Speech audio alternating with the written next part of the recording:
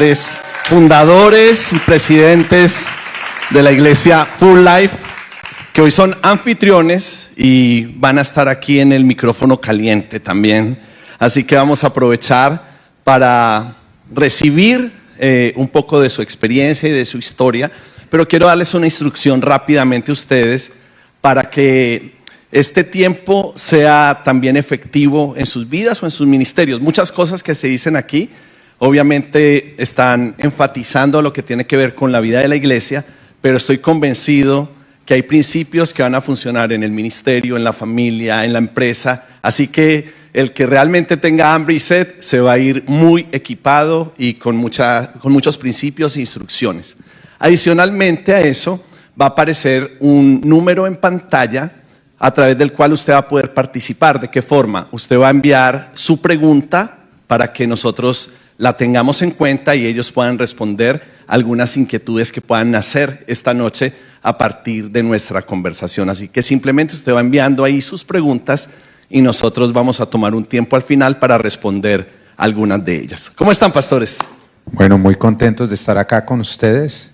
Hoy es el inicio de esta nueva sección que estamos lanzando que se llama Haciendo Iglesia y bueno, le pedimos a Dios que lo use de una manera muy linda. Tiene simplemente como propósito poder compartir lo que ha venido funcionando acá en el sur de la Florida en ciertas iglesias para que de esa manera usted salga inspirado. No estamos pretendiendo que usted salga a imitar, no, pero sí estamos buscando que usted salga inspirado para de esa manera hacer ajustes. Muchas veces nosotros estamos buscando soluciones que están funcionando en Dallas, en San Francisco, en Seattle, y resulta que las soluciones son territoriales. Hay soluciones que me están funcionando, que nos están funcionando a nosotros, que pueden funcionarle a usted, pero muchas veces nos es más fácil ir a buscar ayuda lejos que cerca, ¿no? Y yo siempre digo, si tú eres humilde para preguntar y generoso para compartir, yo creo que vamos a poder provocar un avivamiento acá en el sur de la Florida. Yo quiero que sepas, y este es el corazón con el cual esto está saliendo para acá.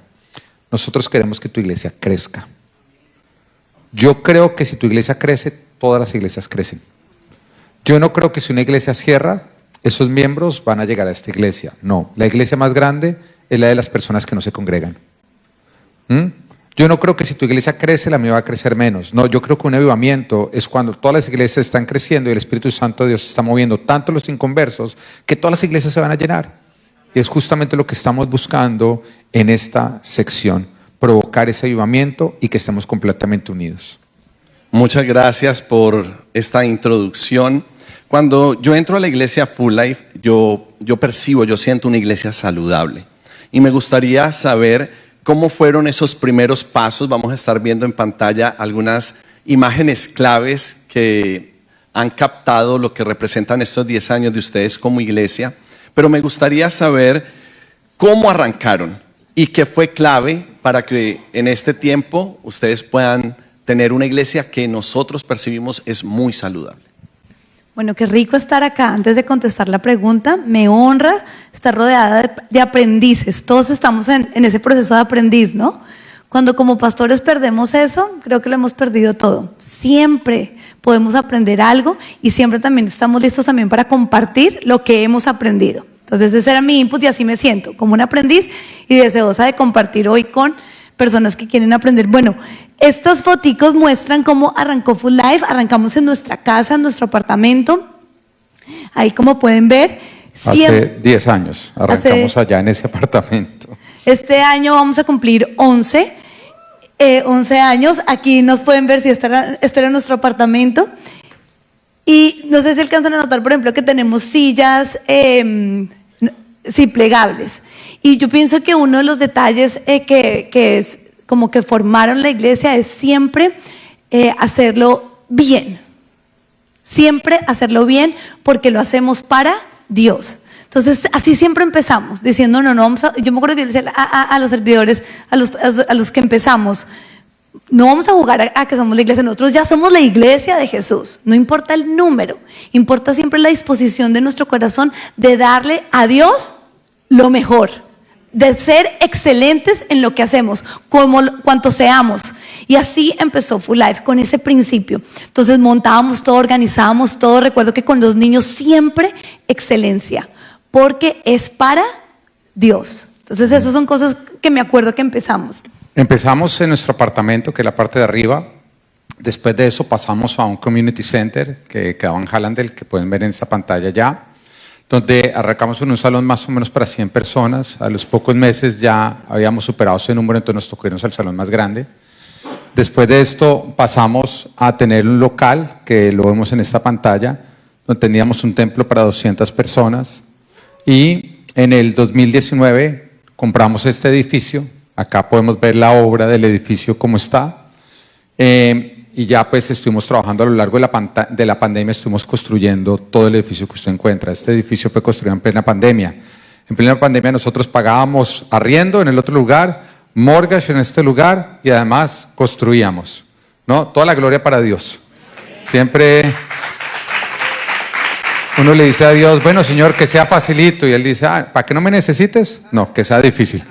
Y ahorita, el año pasado, compramos el edificio de atrás. Ahí se ve esa esquina. Que es justamente en esta esquina, que lo que vamos a buscar es este año poder entrar a ampliar muchísimo más este templo. Ya estamos abriendo nuestro tercer servicio en este templo. Este domingo vamos a tener nuestro primer servicio porque ya se llenaron los 2 servicios que tenemos.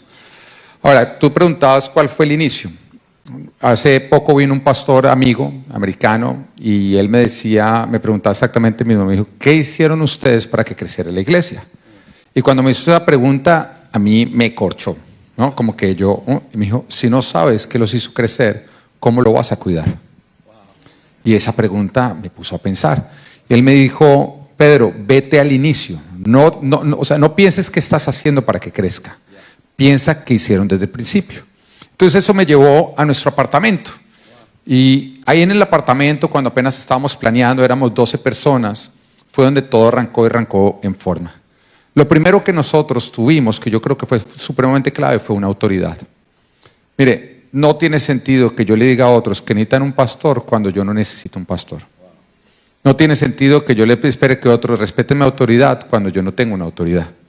Entonces yo creo que lo más clave para lo nuestro fue tener una autoridad. Yo tengo un pastor, yo tengo a alguien que si me empiezo a portar mal, mi esposa lo llama y le da quejas. Un pastor es aquella persona con quien su esposa lo amenaza a usted, que va a llamar cuando usted se está portando mal. Si usted no tiene esa persona, consígala. Porque todo en el reino de los cielos tiene que ver con autoridad. Todo tiene que ver con autoridad y yo no tengo autoridad cuando yo no estoy bajo autoridad. Además, yo me tengo que cuidar de algo. Yo me tengo que cuidar de mi corazón, porque dice que no hay nada más engañoso que el corazón del hombre.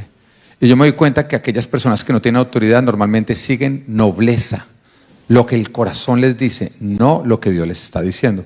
¿Cómo hace usted para diferenciar cuando es su corazón el que está hablando y cuando es Dios el que le está hablando? Bueno, ahí entra una autoridad a corregirlo mucho a uno. Y nosotros pudimos ver cómo el tener una autoridad, el estar sujetos a autoridad, a nosotros nos salvó de un montón de problemas. Arrancamos iglesia con muchas otras personas, o más bien al mismo tiempo que otras iglesias están arrancando. Y yo veía cómo ellos cometían los errores que a mí mi autoridad me salvaba de no cometer. Errores que... Porque los hubiéramos hecho igual que ellos. Porque los iba a hacer y mi autoridad me dijo no. No, nosotros, no, ok. Pero parecía lo más noble. Yo lo iba a hacer porque parecía lo más noble. Y mi autoridad me decía, no, estás equivocado, no lo puedes hacer. Y yo me sujetaba y la verdad es que mi esposa lo puede decir. Hay veces en que yo le pregunto a mi pastor algo, yo estoy convencido que la respuesta es azul y él me dice rojo. Y yo estoy completamente seguro que no es rojo. ¿Sabe qué? Yo digo, es rojo. Eso es problema entre tú y Dios. Pero yo tengo una persona a quien Dios puede usar para decirme, estás equivocado, aun cuando yo creo que estoy en lo correcto. Y eso ha sido supremamente clave para nosotros. Lo otro que ha sido clave fue la visión. Y nuestra iglesia arrancó predicando visión. Los primeros meses lo único que predicamos era visión. Y a lo largo, desde que llevamos 10 años en que yo estoy en pleno servicio y me volteo y le digo a cualquier persona, dime la visión de Full Life, y la persona la tiene que decir. ¿Por qué la visión es tan importante? Usted se da cuenta que cuando usted va a comprar un tiquete de avión, ¿qué es lo primero que usted mira? ¿Para dónde va o no? ¿Usted alguna vez ha visto, bueno, vamos a comprar un tiquete de avión? Bueno, ¿cuál tiene sillas cómodas? ¿Cuál ofrece buena comida? ¿Cuál tiene película? Y de último deja el destino hacia donde está yendo. No, lo primero que usted elige es el destino. Después de elegir el destino, es decir, este es el destino al que yo quiero ir, usted ya mira todo lo demás, que le sirva el horario, que tenga un buen precio, que sea una buena aerolínea, todo lo demás. Bueno, una iglesia es un cuerpo en movimiento. Mire, si no hay una visión, quiere decir que la iglesia no va para ningún lugar. Y algo que pasa es que un avión que no va para ningún lugar, la gente se está bajando de él, no se está montando. Quiero que lo piense, porque como ya llegó, bajémonos.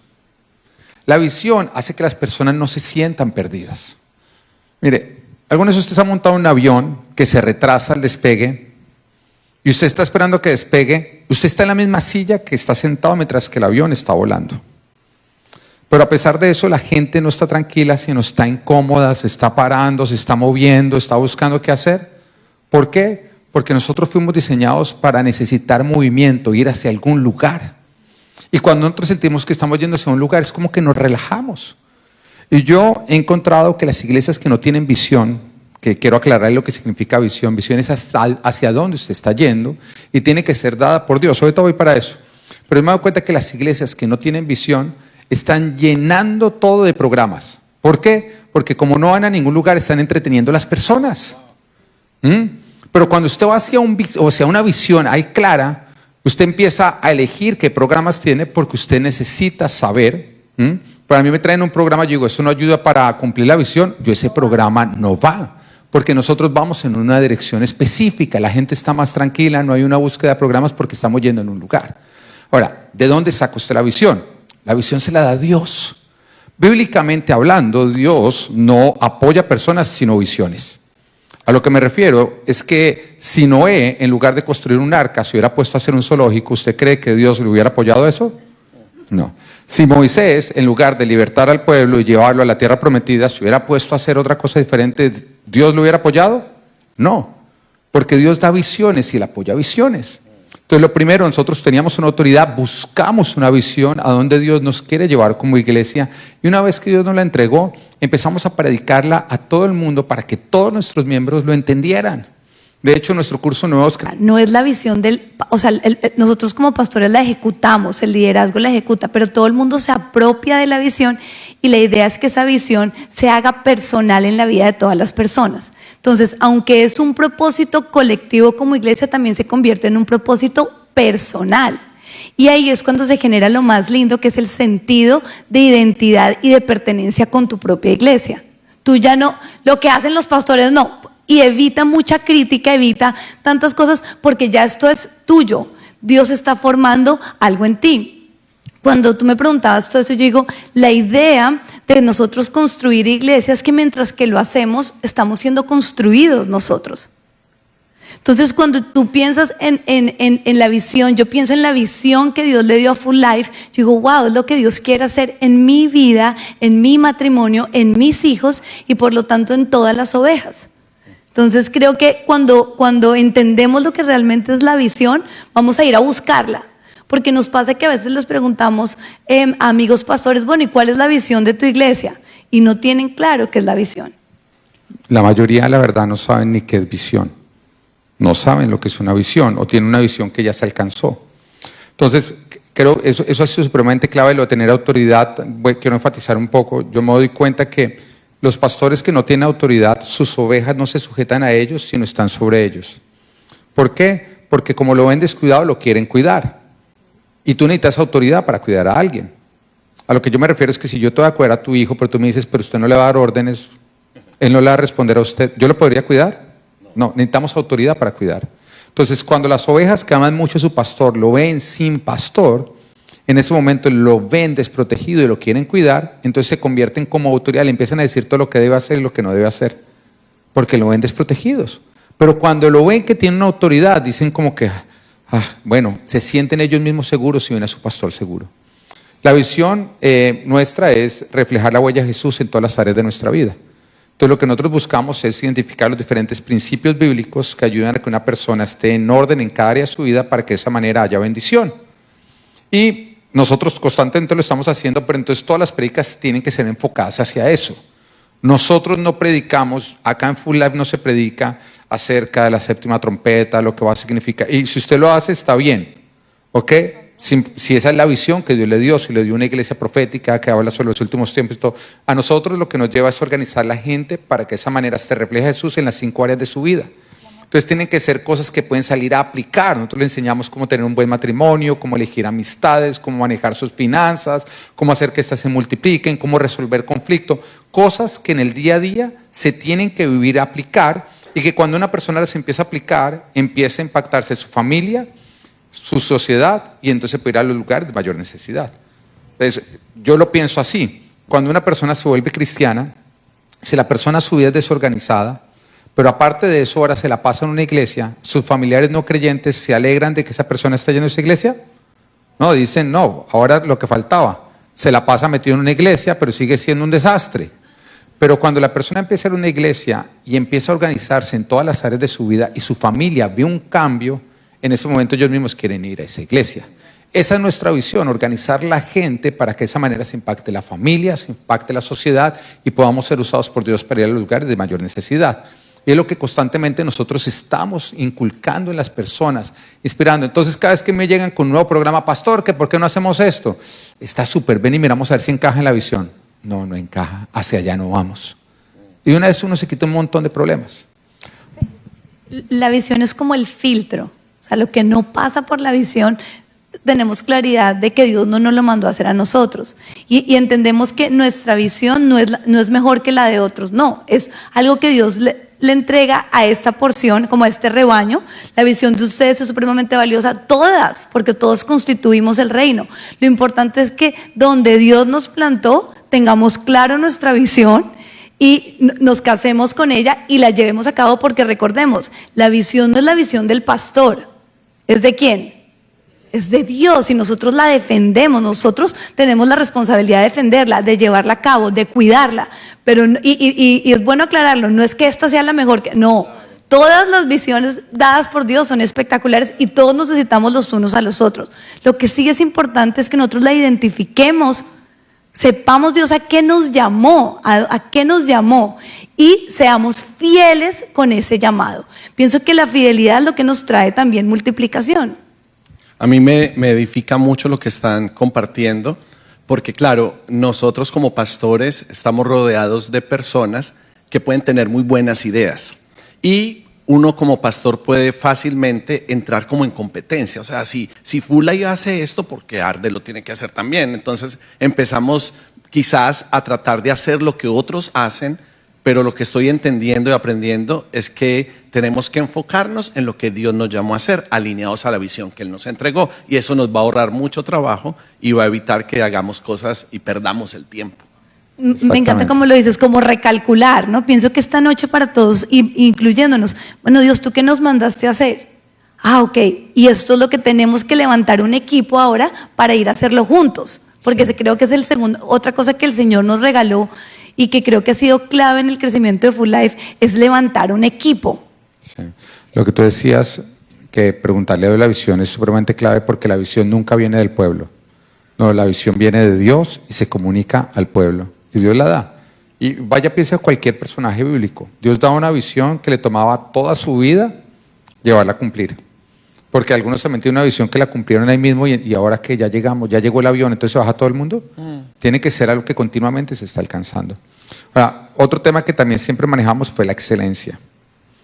Y yo quiero que entienda, todos nosotros venimos de países latinoamericanos donde las cosas se hacen en desorden. Donde si hay tráfico, una vida de 2 carriles se convierte en una vida de 6 carriles. Donde las iglesias crecen, estumbe esa pared y meta ahí asientos. Y cuando nosotros venimos acá a Estados Unidos, que hay tanta excelencia, que hay orden, uno viene huyendo de ese desorden. Entonces usted no va a venir del desorden a otra vez desorden cuando hay opciones de que hay orden. Y me preguntaban, ¿por qué las iglesias, la gente hispana va a iglesias americanas? Digo, muy sencillo, porque la gente no quiere desorden. Y el hispano todavía vuelve a hacer las cosas en desorden. Entonces, también otras personas que dicen, bueno, pero es que con este templo, ¿cómo no le vayan a llegar personas a ustedes? No, eso no es cierto. Nosotros arrancamos en nuestro apartamento, un apartamento de 2 cuartos, supremamente pequeño, y ahí nos empezó a crecer. Pero empezamos con una excelencia impresionante. Nosotros, desde que arrancamos, por ejemplo, yo ponía el sistema Home Theater, le ponía un micrófono y de esa manera yo podía hablar tranquilamente y se oía el sonido equilibrado por todo lado en toda la casa. Yo grababa la prédica y le hacía una muy buena edición para montarla, para que de esa manera la gente que iba se la pudiera mandar a otras personas y no era en un celular por allá que se oía bien. Todo lo que nosotros hacíamos lo empezamos a hacer con una gran excelencia, pero también la gente al ver esa excelencia, ¿sabe qué veía? La gente no veía solamente lo que había, sino lo que iba a ver. Vivía visión. Yo pienso en eso. Usted, ¿cómo hace alguien, un constructor, para llevarlo a usted a un lote lleno de maleza y venderle una casa de $500,000? Piénselo. Usted está viendo pura maleza, pero logra que usted le desembolse un montón de dinero porque le vende visión. Porque no le dice lo que hay, sino lo que va a ver. Y se lo muestra de una manera tan clara, usted logra ver una maqueta, logra ver de pronto algo 3D o algunas animaciones, los planos, que usted se emociona y usted compra algo que no existe, porque usted quiere ser parte de lo que va a ser. Lo mismo nosotros hicimos desde el principio. Cuando alguien llegaba, no le decíamos lo que había, sino a través de la excelencia y de todo le decíamos, mire lo que va a ver. Y todo el mundo se montaba, la gente nos decía, esta va a ser la iglesia con la mejor tecnología. ¿Pero por qué? Simplemente porque se estaba usando tecnología, la única que podíamos acceder en ese momento, se estaba aprovechando de la mejor manera. Y la gente empezó a ver visión, empezó a ver excelencia. Entonces no crea que nosotros empezamos a ser excelentes cuando tuvimos este lugar. No, nosotros desde el inicio empezamos a ser excelentes, nos aseguramos que cuando la gente llegara al apartamento, el apartamento oliera rico, estuviera limpio, que los baños estuvieran supremamente limpios. Nosotros les teníamos cafecito, les teníamos galletitas, teníamos cositas que la gente cuando llegaba veía. Entonces, bueno, vamos a recoger los diezmos. Entonces compramos una canasta supremamente linda, le pusimos una escuela. Sencillo, pero siempre lo mejor. Y siempre que oía algo medio, no sé si todos conozcan la palabra chambón, en Colombia decimos chambón, que es a lo mediocre. Siempre que había algo chambón, esa palabra está chévere, nosotros decíamos, eso no somos en Full Life, eso no somos en Full Life. Y tanto se convirtió en una cultura que hoy en día nosotros llegamos cuando ya todo está funcionando. Yo no tengo que decir, si este asiento se medio rompe, sin que yo diga nada, lo botan y piden otro.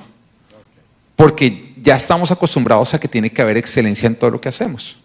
Mencionaban ahorita entre líneas en sus respuestas, utilizaron la palabra crecimiento. Me gustaría ir en esa línea. Una vez que nos han contado las bases de todo, me llama mucho la atención también ver el inicio y dónde están ahora. Sé que ha sido un proceso, pero ¿creen que pudieran darnos algunas respuestas prácticas de lo que han hecho para que Full Life pueda estar en constante crecimiento? Bueno, es como pensar en las etapas de desarrollo del niño, ¿no?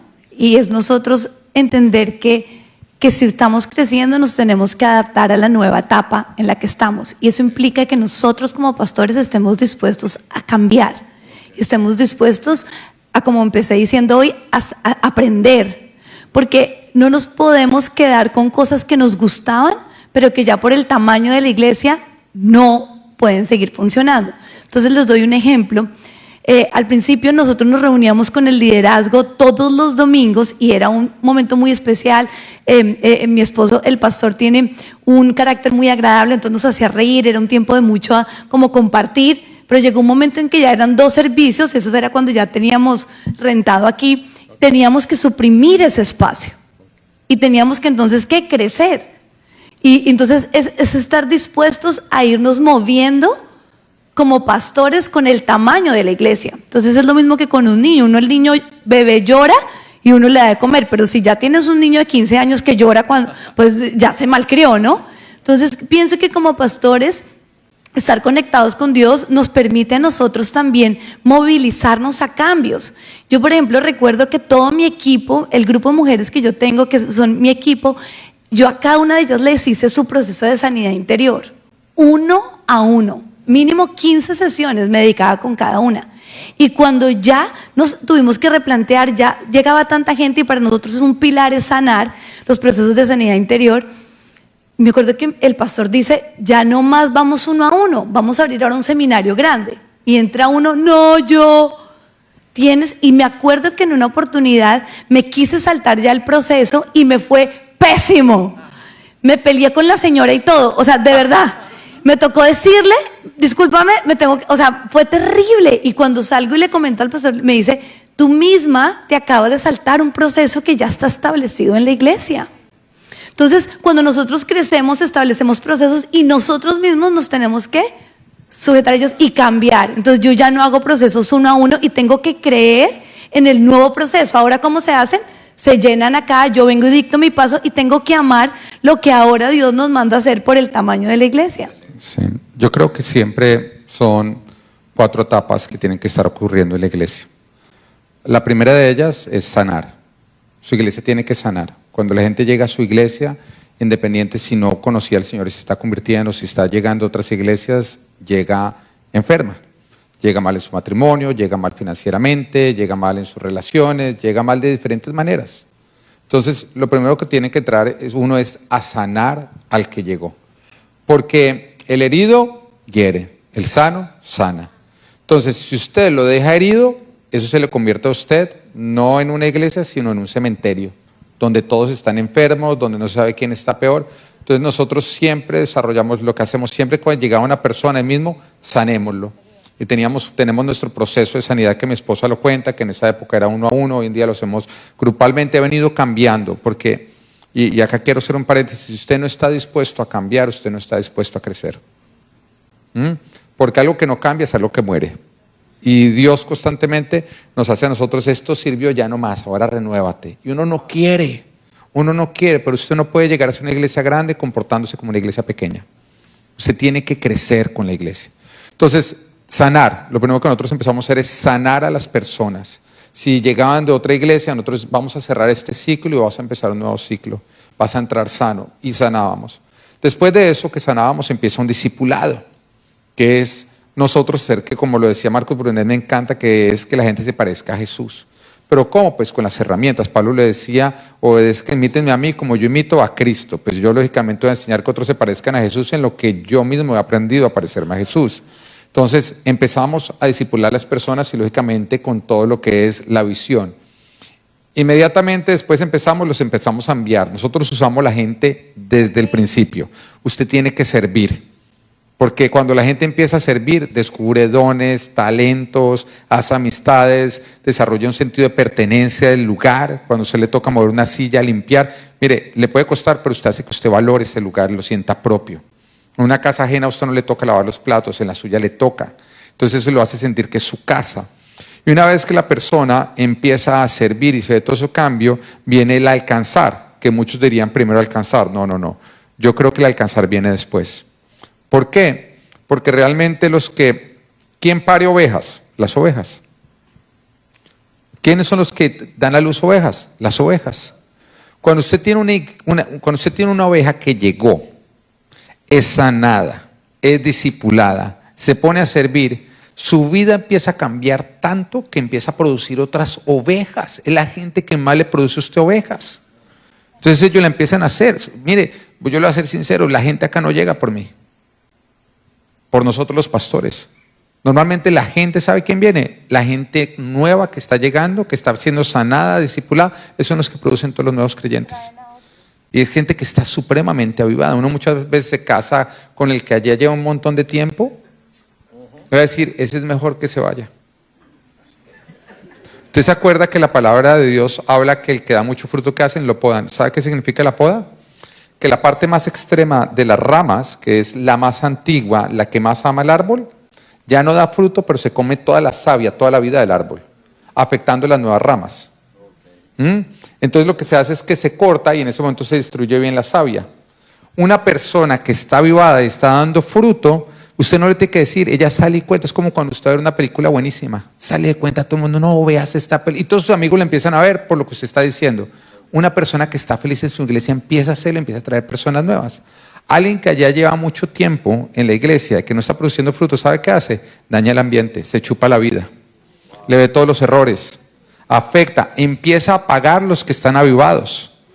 Y por eso el Señor dice que a quien da fruto, se le poda. Y la poda es que Dios va a retirar de su iglesia un montón de gente que usted ama, pero que ya no está produciendo crecientes, pero sí se está chupando toda la vida de su árbol. Toda la vida de su iglesia.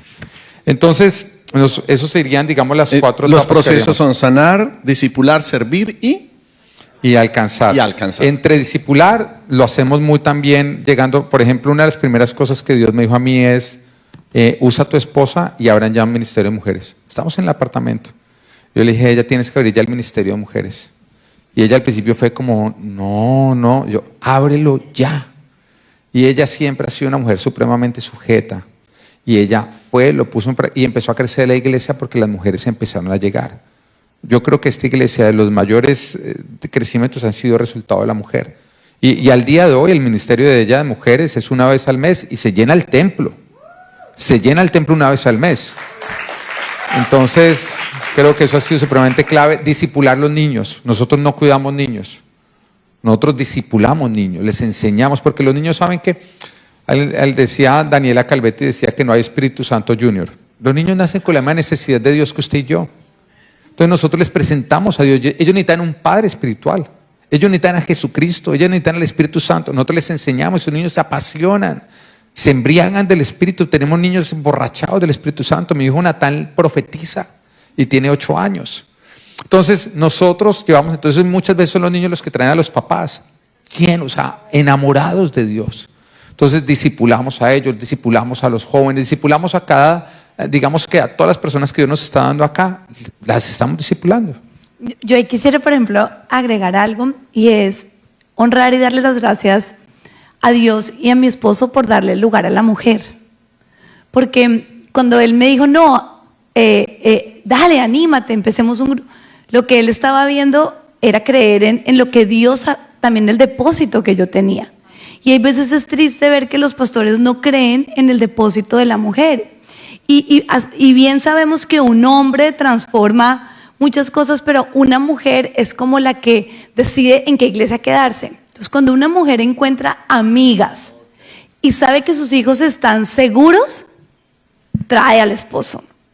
Entonces nosotras tenemos que creemos, y ahorita les contaré lo que hacemos con los hombres, pero la mujer tiene que tener un espacio donde hace amistades saludables, y eso es uno de los grandes propósitos que tiene el Ministerio de la Mujer en esta iglesia, un espacio para ser más amigas, para tener conversaciones saludables. Nosotras necesitamos hablar, pero a veces cuando llamamos a la persona que no es, perdemos el año. Entonces aquí hacemos amigas, y cuando tú vas a algún lugar, tú quieres que tus hijos como queden seguros, ¿no es cierto?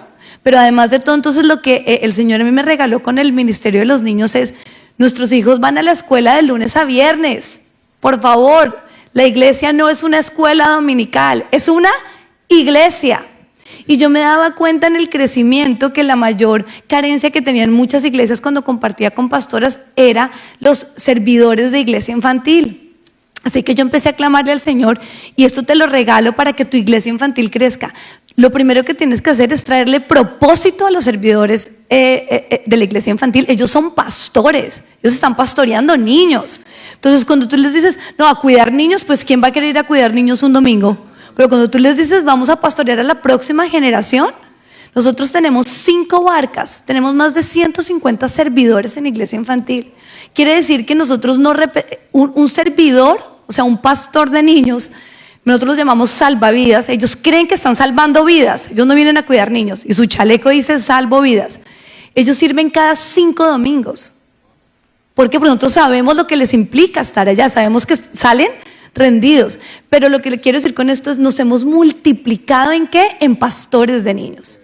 Sí, entonces, eso ha sido algo que ella ha sido muy enfática. Y mira, yo le preguntaba a mi esposa, nómbrame predicadoras famosas mundialmente. Y llegamos como a 6. Yo le dije, bueno, ahora nombremos predicadores, hombres famosos, reconocidos. Y la lista es interminable, ¿no? Y yo le dije, ¿sí te das cuenta que la iglesia no está aprovechando el ministerio de la mujer? Y yo lo veo acá. O sea, seamos sinceros, buenos predicadores hay muchos. Pero cada vez que mi esposa sale con algo, todo el mundo la empieza a seguir. Ella tiene el doble de seguidores en Instagram que yo. Sus videos son el doble, son hasta 3 veces más vistos que los míos. ¿Pero por qué? Porque es que es un campo no explorado, es un campo descuidado por la iglesia. Entonces, acá ha sido clave. Yo no sé cuál es su postura, si su postura es que la mujer no puede estar en el ministerio, yo se la respeto, pero yo también quiero expresar la mía. La mía es que la mujer tiene que ser usada. Porque si no fuera por la mujer, nosotros nunca nos hubiéramos enterado de la resurrección. Estaríamos todavía llorando. Entonces, yo sí creo muchísimo en el Ministerio de la Mujer, supremamente involucrada. Y yo me imagino, pastora Ana, que, porque yo tengo amigos pastores que pastorearon 40 años, y cuando yo veo su esposa es la esposa del pastor. Entonces yo veo en Full Life que tú pastoreas realmente con tu esposo, y veo la importancia del ministerio pastoral sobre tu vida y el ministerio de mujeres que hay ahora, que nos están contando el impacto que el ministerio trae a la iglesia en sí. ¿Y has encontrado quizás oposición dentro de las mismas mujeres, o todas las mujeres se han unido a la visión del ministerio femenino? Mira, no, nunca han tenido oposición, para la gloria de Dios, pero yo creo que la autoridad de la mujer en una iglesia es proporcional a qué tanto ella atesora la autoridad que tiene. Entonces, si tú quieres tener autoridad como mujer en la iglesia, es proporcional. Yo siempre he explicado, acá en este territorio, él es, obviamente siempre es mi esposo, mi amado, wow, pero acá él es el pastor. Entonces yo acá, aún de ella. Él es mi pastor. Ella acá se refiere a mí como el pastor.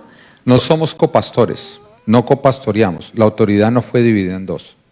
No. Él es mi pastor y él es la autoridad. Exacto, él tiene una de cabeza, es el pastor. Ella es una mujer que está bajo mi autoridad, pero que también es pastora.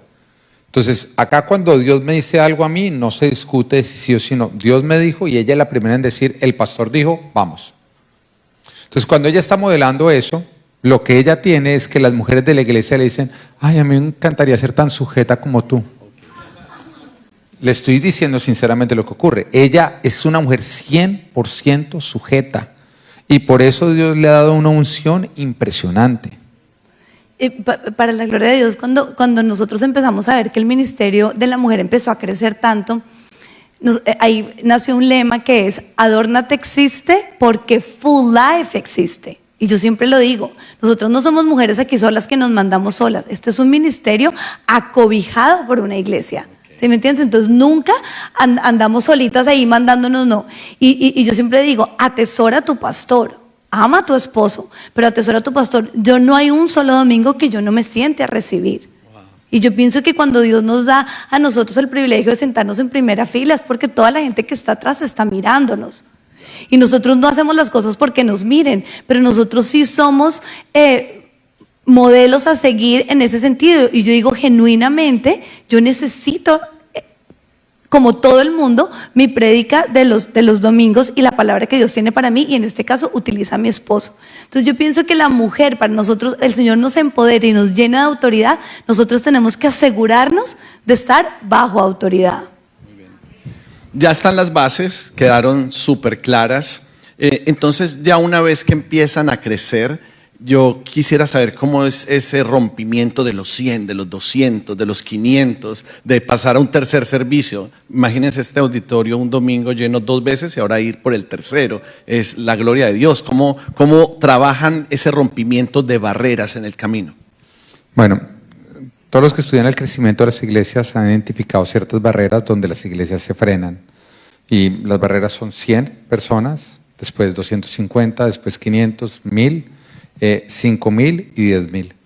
Usted puede crecer rápidamente hasta que llega a una barrera, y hay muchas iglesias que se quedan ahí estancados. Si usted piensa en el número suyo, es muy probable, casi 100% seguro, que usted se estancó o en 100, o en 250, o en 500, o en 1000, 2000 o 5000. ¿Cómo se rompe cada barrera? Eso es algo que yo siempre entendí, muy sencillo. Hay un momento, digamos que nosotros tenemos un equipo de sonido y hay una capacidad para el auditorio. Digamos que la capacidad de este auditorio son 800 personas. Eso quiere decir que cuando ya estamos en 801 personas, hay una persona que está escuchando mal. Hay una persona a la que no le está llegando el mensaje. Y ahí empieza uno a trancarse. Entonces, si usted quisiera avanzar, ¿qué tiene que hacer? Pues tiene que ampliar la capacidad de sonido. Entonces, cuando nosotros arrancamos con 20 nosotros arrancamos en nuestro apartamento 12 y llegamos a ser 40 personas ahí en el apartamento. Habían cosas que nos llevaban a todos a mantenernos en comunión, en palabra y en todo eso. Cuando nosotros salimos ya al Community Center, que llegamos a las 100 personas, tocaba soltar aquello que ya Dios decía, esto no entra en nueva etapa, y diseñar nuevas maneras. Pero ahí, por ejemplo, nosotros todavía desayunábamos todos juntos, nos íbamos a un discipulado antes de que arrancara el servicio, pero cuando ya éramos más de 100 para poderlo hacer, tocó cambiar. Entonces nosotros simplemente era como que nos íbamos adaptando a lo nuevo que Dios tenía. Cuando la iglesia empieza a ser muy grande, todavía hay una necesidad de iglesia pequeña, porque la gente quiere hacer pequeñas comunidades. Entonces en ese momento nosotros empezamos a hacer grupos pequeños, yo empiezo a replicarme en los diferentes pastores, empiezo a predicar la importancia de no depender de un pastor, sino que cuando usted lo atiende un líder es como si lo atendiera el pastor, porque él es un discípulo que yo he estado levantando y a quien Dios usa. Entonces llevar a la gente a no depender del pastor, sino dejarse usar. Y así a medida que hemos ido creciendo, hemos tenido que ir rompiendo ciertas cosas para poder llegar allá. Si usted sigue haciendo lo mismo, va a haber un momento en que usted se tranca. Y hay un momento en el que usted tiene que decir, bueno, ¿qué tengo que hacer? Algo que nos pasó acá. Nosotros en el año 2020 crecimos 4 veces, o sea, crecimos el 400%. En un año crecimos 4 veces. Imagínense su iglesia, el número que tiene y en un año se multiplica por 4. Amén. Algo que pasó es que yo empecé a notar que se convirtió en una iglesia de asistentes, pero la gente no conocía la visión, no tenía el ADN. Esa gente no se va a quedar. Esa gente está viniendo, pero no se va a quedar. Entonces en ese momento yo digo, bueno, ¿qué estrategia tengo yo que hacer para que continúe creciendo la iglesia? Me meto con Dios y entonces empiezo a hacer una distribución donde cada uno de mis líderes les empiezo a asignar un grupo de tantas personas y empiezo a generar un discipulado que es todo enfocado en la visión, donde se empieza a transmitir todos y logramos ver cómo el crecimiento se logra consolidar, la gente se empieza a plantar y se siguen multiplicando. Entonces es hacer eso, es entender en cada etapa, cuando usted llega a los 100, usted tiene que hacer cambios. Lo que a usted le sirvió para llegar a 100 no le sirve para llegar a 250. Usted tiene que acabar. Nosotros arrancamos orando por los cumpleaños. Cuando alguien llegaba de cumpleaños, orábamos por el cumpleaños. Haga eso cuando es menos de 100. No lo haga cuando usted ya es más de 100. Porque es muy rico para el que le canta el Happy Verde, pero es muy incómodo para el nuevo creyente que está llegando. Usted tiene que pensar en el nuevo creyente que está llegando. De pronto cuando íbamos a 100, los servicios podían durar 2 horas y media y todos disfrutaban que el pastor se extendiera. Pero resulta que cuando usted ya va más arriba de 500, la gente no le gusta eso. De hecho, cuando usted va más de 500, la gente le gusta saber a qué horas arranca el servicio y a qué hora se termina. Entonces es empezar usted a cambiar con todo lo que está ocurriendo, pensando en las nuevas personas. Mire, no se enfoque en los que ya están, enfóquese en el que está llegando. Es un recién nacido, cualquier cosa lo va a incomodar y lo va a llevar a otro lugar. Y si es bien que nosotros no... Mire, uno no le responde al llanto a un niño de 16 años, pero sí a un bebé recién nacido, ¿no? Claro. Hay muchos que sus iglesias le siguen respondiendo al llanto de los que tienen 16 años, pero ignoran el llanto de los que tienen un mes de nacidos. Wow. ¿Entiende? Sí. Se lo quiero explicar. Usted dice, ya no vamos a cantar más el Happy Verde. El que lleva 16 años alega, ¿por qué? Si eso era lo más bonito.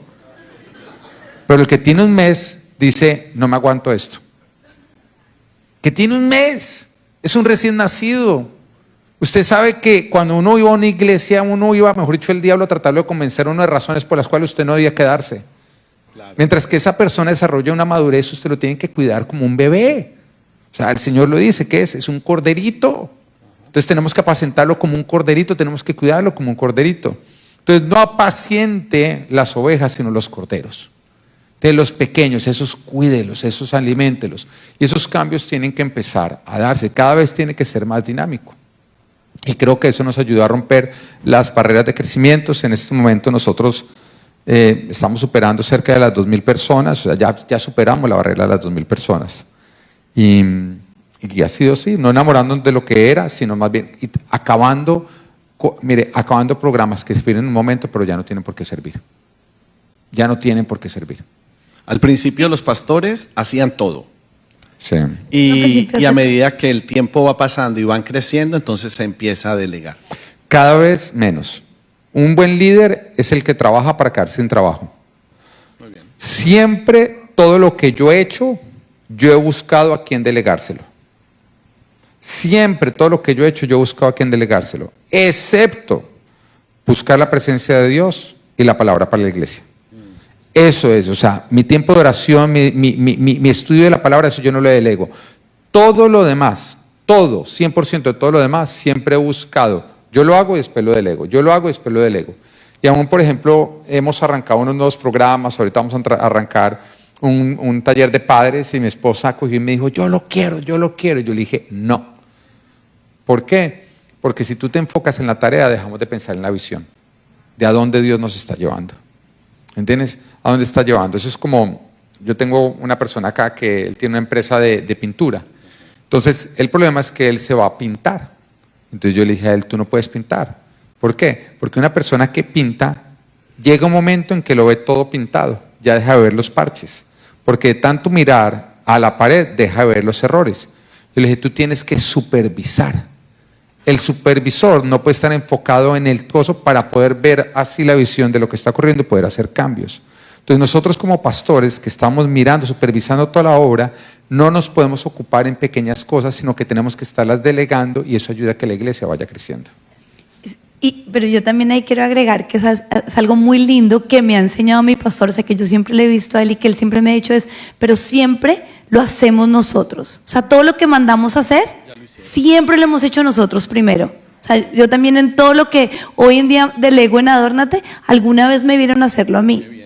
Entonces, eso también, pues también te da autoridad, ¿entiendes? Porque, y infunde a la persona, mira, como yo lo hacía. Siempre enseñamos desde el ejemplo. Y hay una regla de delegación. Cuando yo le delego a alguien, yo le doy permiso de equivocarse. De hecho, algo que yo hago al 100, cuando yo lo delego, esa persona lo hace al 60. Está bien. Okay. Hay un sacrificio que toca hacer al principio. Okay. Esa persona va a haber un momento en que lo va a hacer al 200%. Pero siempre que yo delego, yo tengo que dejar que esa persona lo haga peor de lo que yo lo haría. Es un sacrificio que toca hacer, pero hay un momento en que la persona lo masteriza y lo va a hacer mejor de lo que yo jamás lo hubiera hecho. ¿No se delega la predicación o se puede permitir que alguien comparta la palabra? Bueno, el modelo que nosotros tenemos como iglesia, lo que yo creo es que hay un pastor que trae la palabra. Entonces yo procuro nunca faltar acá un domingo. Si yo falto un domingo, la palabra la trae mi esposa. Si tengo un grupo de predicadores, pero yo soy de los que pienso, podemos pensar diferente usted, claro, usted y yo, pero yo soy de los que procuro estar el domingo trayendo la palabra al pueblo. Sí, invitados, pero también muy orados y que el Señor nos muestre que el depósito de esa persona va a bendecir la iglesia y nadie o sea, no es como cualquiera. Pero muy poco. Yo pienso, mire, la gente reconoce la voz de su pastor. Es un alimento. Entonces, si la gente está viendo 10 diferentes predicaciones, eso le causa una confusión a las personas de quién es mi pastor.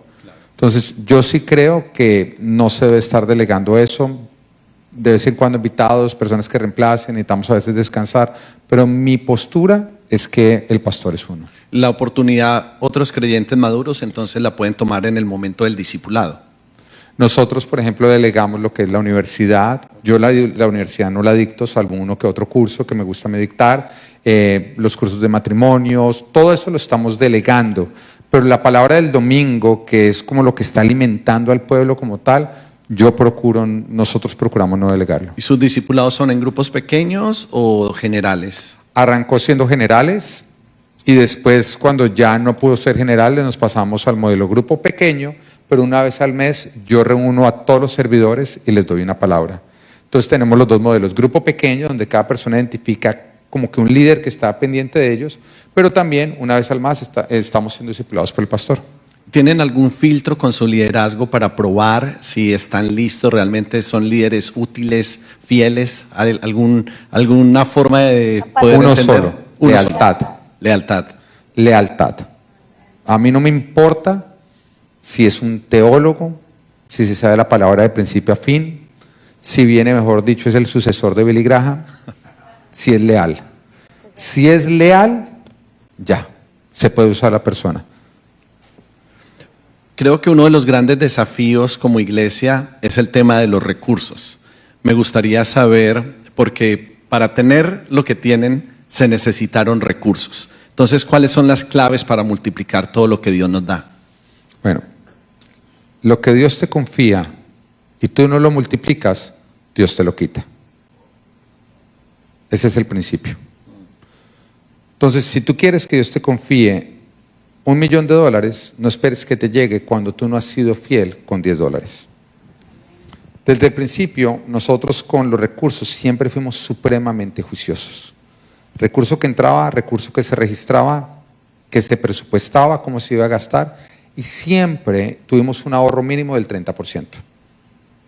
Eso significó que durante mucho tiempo tuvimos que hacer sacrificios salariales, un montón de cosas. ¿Okay? Pero siempre el 30% se ahorraba y nosotros disponíamos del 70% para irlo pagando todo. Entonces siempre íbamos creciendo. Cuando nosotros llevábamos 4 años como iglesia, ya teníamos un ahorro grande y pudimos empezar a buscar por edificio. Porque nosotros siempre ahorramos. Y no lo hemos dejado hacer. Ahorita tenemos este edificio, el de al lado, lo pudimos comprar sin ni siquiera pedirle a la gente dinero. Porque siempre se ha ahorrado más o menos entre el 30 y 40% de todos los ingresos que entran. Entonces siempre ha habido una administración demasiado juiciosa de gastarnos menos de lo que recibimos. Pero eso no arrancó acá, eso arrancó desde nuestra casa. Nosotros no tenemos ni jamás hemos tenido una deuda. De hecho, cuando nosotros estábamos pidiendo el mortgage, porque pues lo único que nosotros tenemos es un mortgage, yo el mortgage no lo considero una deuda. ¿Por qué? Porque si no yo estaría pagando arriendo. Entonces, cuando nosotros vamos a hacerlo, llegan y nos preguntan, bueno, ¿cuáles son las deudas del pastor? Y no tiene. Y no lo podían creer en el banco. Decían, ¿cómo es que no lo tiene? Todo americano tiene deudas. No tenemos. Yo no puedo predicar la libertad cuando soy esclavo. Y la Biblia dice que deber es ser esclavo, ¿o no? Entonces, siempre hemos sido supremamente juiciosos en nuestra casa. Nosotros ahorramos en casa el 30%. Mire, sea cual sea el salario, siempre se ha ahorrado el 30% en casa y se ha dejado a un lado. Entonces eso ha sido supremamente importante porque usted no puede replicar lo que usted no está viviendo. Yo no puedo tener una iglesia de buenos administradores financieros cuando yo soy un pésimo administrador financiero. Entonces ha sido de lo que nosotros siempre hemos sido muy cuidadosos, buena administración del dinero. Que también, cuando vamos a comprar este edificio, nosotros lanzamos una campaña pro templo. Cuando la vamos a lanzar, los primeros en participar en la campaña pro templo fuimos nosotros, que tomamos todos nuestros ahorros de 12 años, y usted sabe que, ya le dije que hemos sido siempre buenos ahorradores, era un dinero que nunca nos habíamos gastado en nada, no teníamos un carro de ese valor, nunca habíamos gastado ese dinero en nada, era ese perfume que estábamos esperando para un momento perfecto, y llegó Jesús y dijimos, esta es la oportunidad perfecta, y nosotros lo entregamos todo, vaciamos nuestras cuentas bancarias, y después le dijimos al pueblo, y el que lo quiera hacer, no presionamos nunca. Mire, en Full Life no pedimos diezmos y ofrendas. Y diezma más del 70% por número de nuestra membresía. Yo cojo en un servicio y digo, pónganse de pie los que han practicado el principio del templo y se paran entre el 70 y el 80% de las personas asistentes. Y no pedimos diezmos y ofrendas, no damos una prédica del diezmo, no tratamos de convencer, no, es un principio espiritual. Si usted lo practica, lo vive, usted lo replica en otros. Entonces siempre es algo que nosotros hemos vivido y la gente lo empieza a replicar, la gente es súper abundante. Entonces nosotros entregamos el dinero nuestro y le dijimos, y si Dios le pone en su corazón y usted quiere participar de esta obra, hágalo. Fue lo único que se dijo. Y la gente empezó a venir con lágrimas a entregarlo todo. Personas que vendieron la casa para... Ya Dios les entregó una mejor casa, porque vimos un milagro. Tenemos el caso, Miguel, ponte de pie. Miguel es él es nuestro production manager, él se iba a casar. Y tenía un problema para casarse, era que el dinero que tenían ahorrado con su esposa era más que suficiente para la boda que él quería, porque usted sabe que el hombre en McDonald's está bien, pero era menos que lo que la esposa quería. Así que entre toda la pelea, faltando como 15 días, vinieron y entregaron todo el dinero de su matrimonio para el templo, de su boda. Y yo dije, no, ¿y ahora cómo se van a casar? Yo les iba a decir que no, y el Espíritu Santo de Dios me dice, tú te quedas callado que yo voy a hacer algo. Bueno, a la esposa le llegó un bono que no tenía por qué haberle llegado 4 veces lo que dieron, que alcanzó para el matrimonio y el sueño de ella. Entonces empezamos a ver cómo se empezó a derramar por toda la iglesia ese mismo espíritu. Lo que nosotros hicimos se empezó a replicar en todos. Éramos cerca en ese momento como de 400 personas y con 400 personas construimos este templo. Entonces los recursos, sea un buen administrador, aplique todos los principios bíblicos y eso se va a derramar en toda la congregación. Algunas de mis preguntas sueltas han sido que ya hemos recibido aquí de los pastores y de los ministros, y usted puede mandar su pregunta, todavía tenemos algunos minutos. Entonces, ¿cómo plantan en la conciencia de los nuevos creyentes la importancia de diezmar y ofrendar si no hay un momento especial donde tengan la oportunidad? Se enseña en el curso de Nuevos Creyentes, se enseña Ok. como un principio. Íntimamente en el discipulado. Íntimamente se enseña una vez al año o 2 veces al año. Yo lo enseño en la iglesia, pero no para pedir. Yo no pido ese día. Simplemente enseño el principio de cómo funciona. Excelente. Pero es más que todo en los discipulados. La gente también empieza a preguntar, oiga, pero ¿cómo es esto? No, acá ofrenda. Entonces la gente le empieza a explicar. Mire, se empieza el Espíritu Santo de Dios a mover. El diezmo viene por revelación del Espíritu Santo. Eso viene por revelación del Espíritu Santo. Una persona que no quiere dar, si usted le pide, menos quiere dar. Y una persona que quiere dar, si usted le pide, ya no quiere dar. Porque es algo que no viene de la carne, es algo que tiene que ser revelado por el Espíritu. Nosotros lo hacemos así. Tengo, por ejemplo, el pastor Edwin Castro, que lo hace exactamente igual y también tiene una iglesia supremamente generosa y juiciosa con el principio del diezmo y la ofrenda, ¿no es cierto? Y lo hace de la misma manera. Entonces, es algo que nosotros hemos observado. Hay cosas que yo no trato de... Yo no obligo a la gente. No sentimos que nadie se sienta obligado. De hecho, cuando vamos a perder, nosotros hay un momento que decimos, bueno, en este momento vamos a honrar con nuestros diezmos y ofrendas. Ya. Igual que decimos, en este momento vamos a alabar a Dios, póngase de pie. Ya. Y entonces la gente se levanta con ánimo y todos los nuevos, uy, acá no obligan. Uy, acá la gente lo hace con gusto. Y la gente empieza a ser inquietado por eso.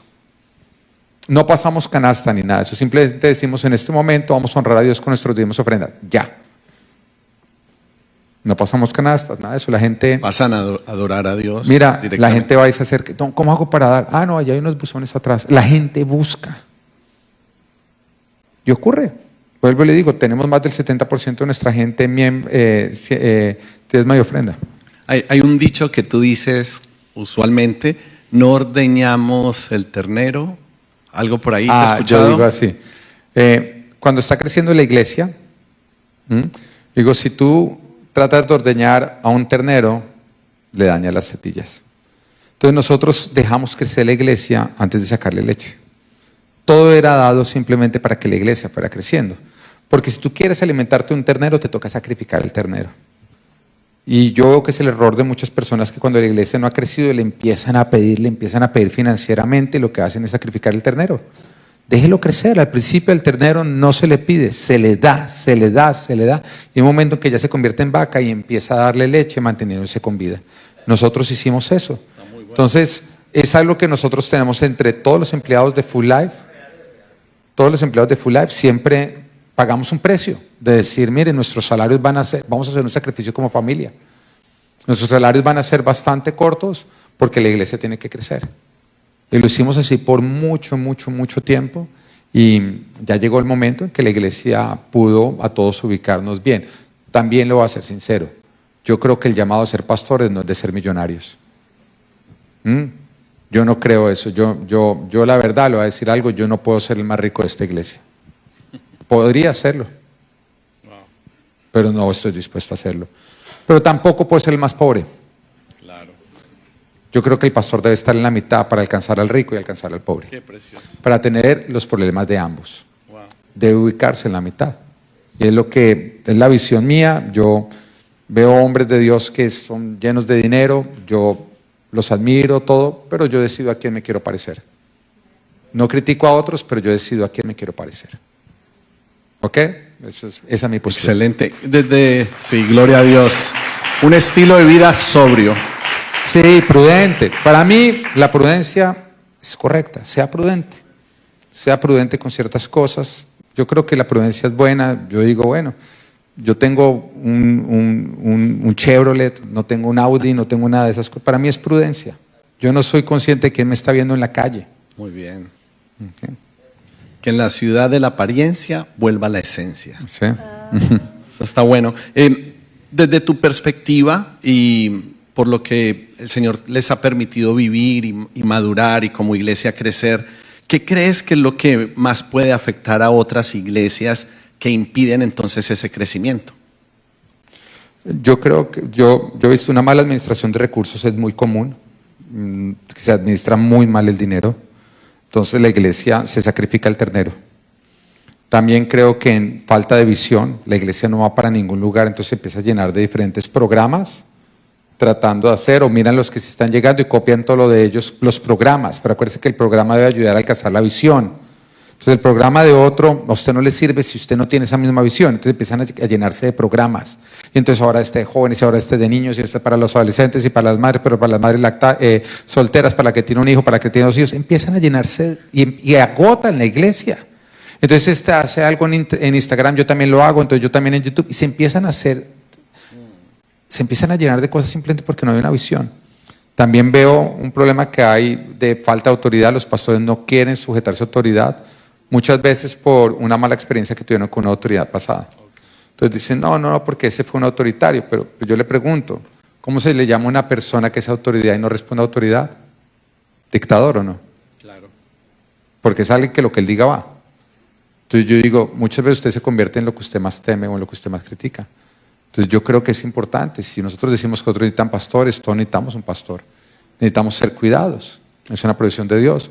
Entonces creo que eso sería, y creo que acá en Estados Unidos mucho veo como problema hacer las cosas a lo chambón, vuelvo y lo digo.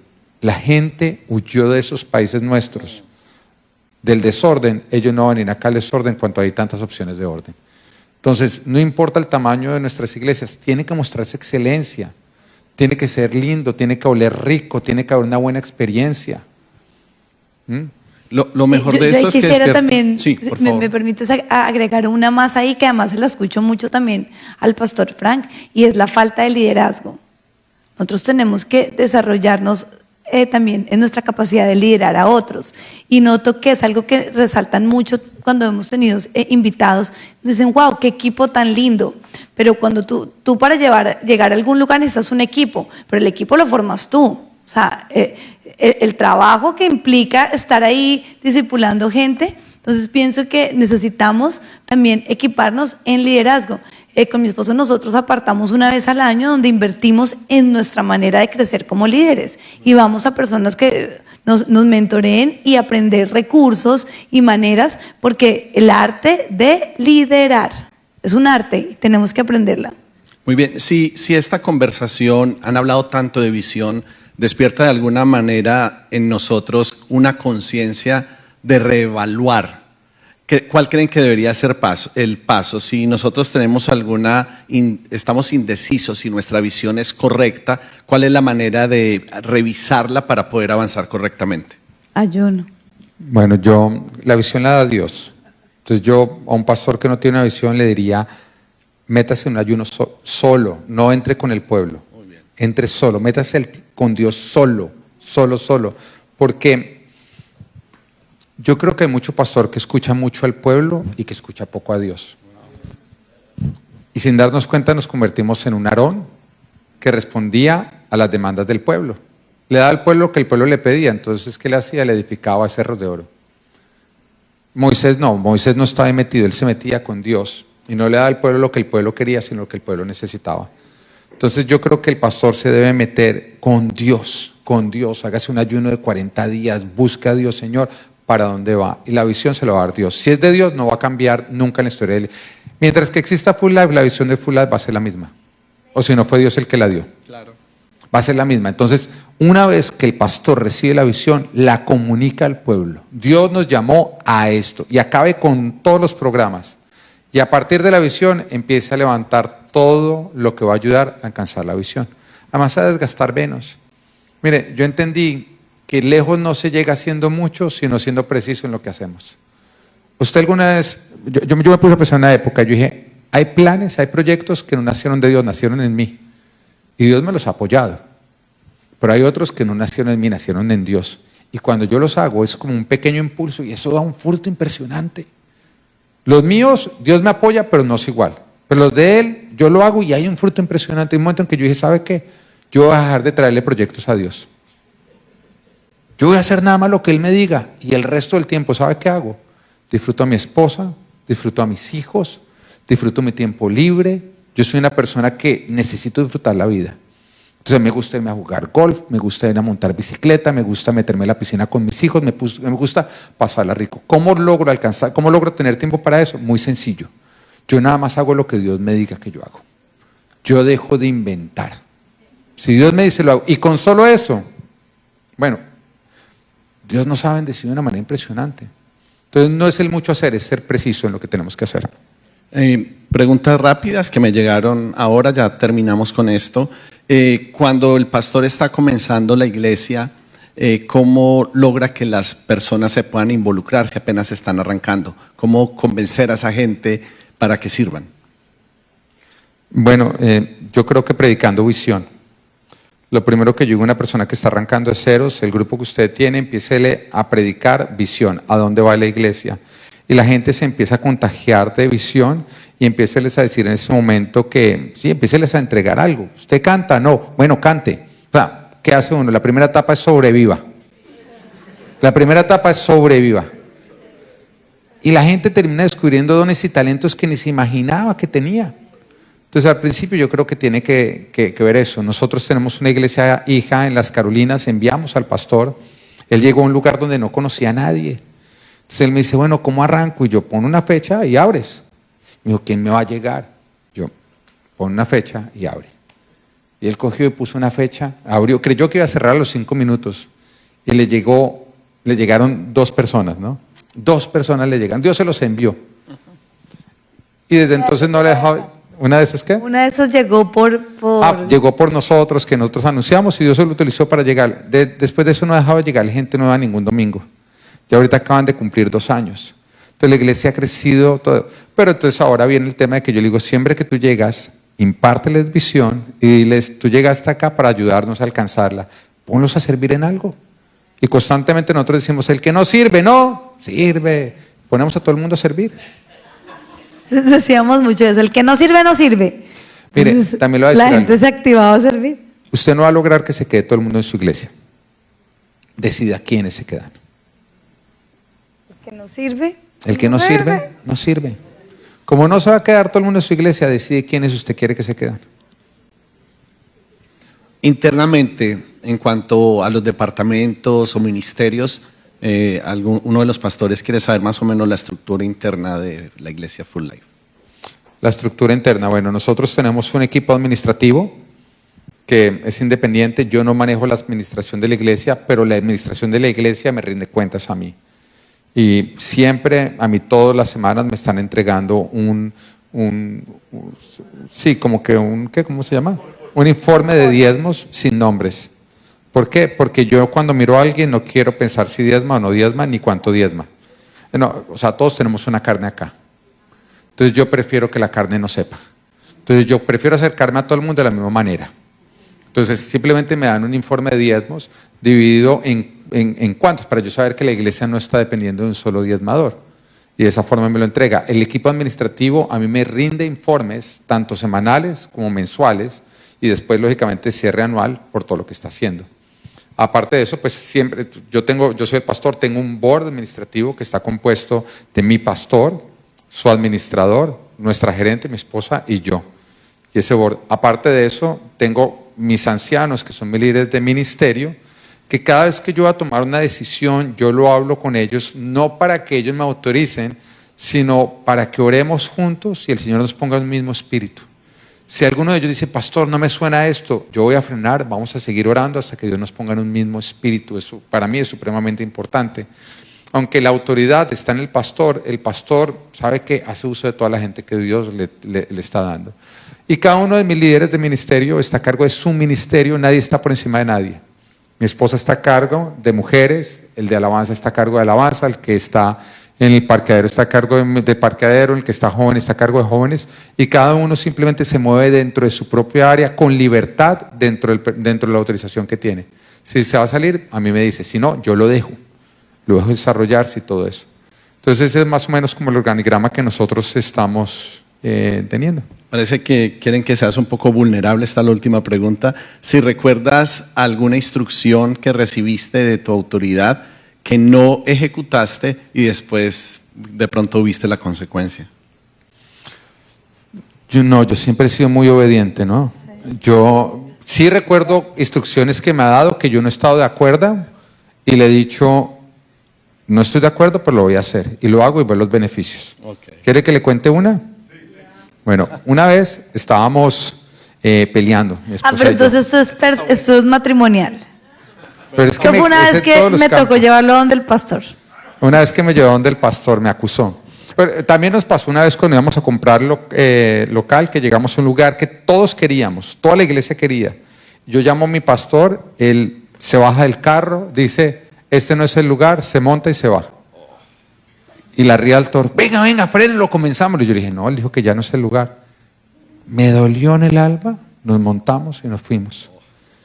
Y después, meses más adelante, llegó este lugar. Entonces, y cuando llegó a este lugar, yo le comenté, él me dijo, no me suena, pero déjame, yo voy. Y un día se vino, caminó por acá, los que no saben, mi pastor, el pastor Frank López, caminó por acá y me llamó por teléfono y me dijo, Pedro, este es el lugar. Y en esta época, este lugar llevaba 3 años cerrado, lleno de homeless viviendo por todos lados. O sea, no era nada de lo que usted está viendo. Este lugar, cuando yo entré, yo nada más me quería ir corriendo, olía a orines, me entregaron una linterna porque no tenía luz, o sea, era terrible. Pero ahí fue apropiado, pero bueno, le voy a contar la historia de la pelea. ¿Cuál prefieren? ¿Esa o la de la pelea? La pelea. Mi esposa, estábamos embarazados de nuestro segundo hijo y andaba con las hormonas, usted sabe cómo se ponen. Y en esa época, yo me acuerdo que cada vez que yo le iba a hacer alguna corrección, ella me reaccionaba, no, es la corregida, pero yo no podía opinar en casa porque todo era un problema. Entonces yo, mi amor, hace esto, y lo hacía, y yo no, pero así, no, pero es que usted se la pasa corrigiéndome, es que usted me anula, y andaba así que no podíamos ni hablar, estábamos todo el tiempo peleando.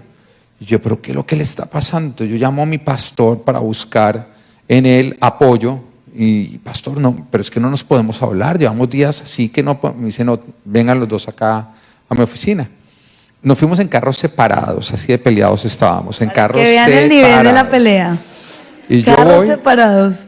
como para que él explique, mira, Pedro, para poder liderar, te tiene que corregir, o sea, yo pienso que yo pensaba que la autoridad pues tiene un derecho a que usted pueda corregir a la persona que está bajo autoridad.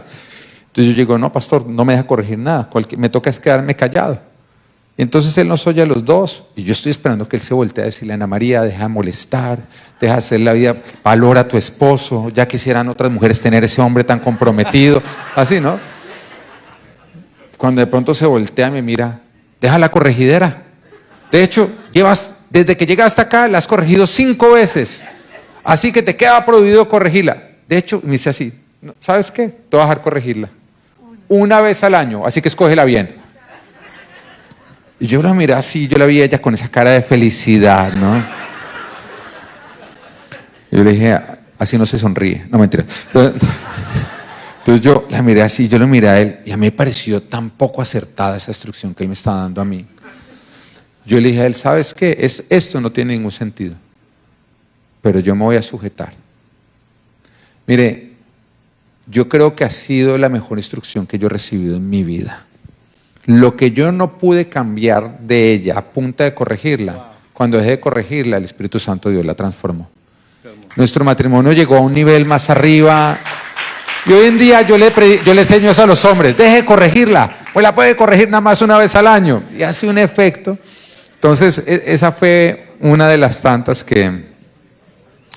Muy buena, gracias pastores, gracias por ser vulnerables. ¿Por qué no, si me permiten, orar y dar gracias a Dios por sus vidas? Qué buen ejemplo y qué buen testimonio el que hemos recibido hoy. Si pueden extender sus manos sobre ellos.